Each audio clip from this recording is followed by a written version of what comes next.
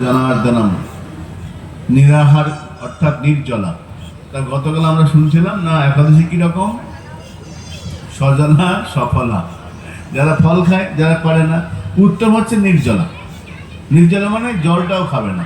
আমাকে একবার এক জায়গায় কোথাও রানাঘাটে পাঠিয়ে গিয়েছিলাম, একজন ধুতি পরা একটা ছেলে উঠে দাঁড়ালো, উঠে বলল নির্জলা একাদশী মানে কি? নির্জলা একাদশী বলা হয় তো, নির্জলা নির্জলা একাদশী কি? তা আমার দেখে বুঝলাম পাঠ কীর্তন করে, ধুতি পরা, তিলক করা, বুঝলাম মনে হয় পাঠ কীর্তন। আমার তুমি বলো, বলছে আমি একটা ব্যাখ্যা করে পাঠের মতো। হ্যাঁ, বলে আমার মনে হয় নির্জলা মানে জল ছাড়া সব খাওয়া চলবে। নির্জলা জলটা এখন বাকি সব খাওয়া চলবে, এরকম ব্যাখ্যা করলে কি হয়? ভালোই হয়, কিন্তু এটা এরকম নয়। নির্জলা মানে জলটাও খাওয়া যাবে না, জলটাও নিষেধ। কিছু তো খাবে না, জলটাও খাবে না। তো সেটা তারা উত্তম।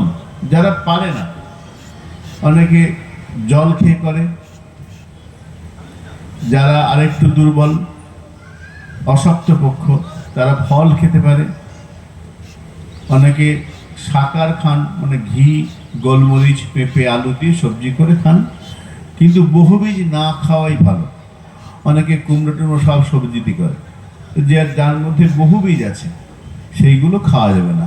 পেঁপে, কাঁচকলা, আলু এইগুলো প্রসিদ্ধ আছে, এর মধ্যে বীজ আছে, কিন্তু এগুলো ফলের মধ্যে পড়ে। পেঁপে ফল হিসেবে ব্যবহার করা হয়। তো পেঁপে, কাঁচকলা এটা দিয়ে শাকার হয়, যারা পারবে না। কিন্তু যদি নির্জলা করতে পারা যায় উত্তম।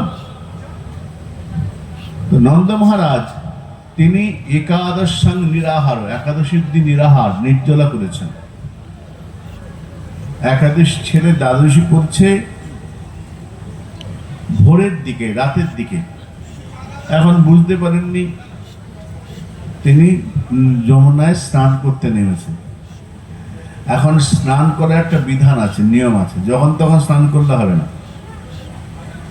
স্নান অবশ্যই করবে, কিন্তু একটা বিধান, নিয়ম আছে। অনেকে ত্রিসন্ধ্যা করেন। ত্রিসন্ধ্যা স্নান মানে সকালে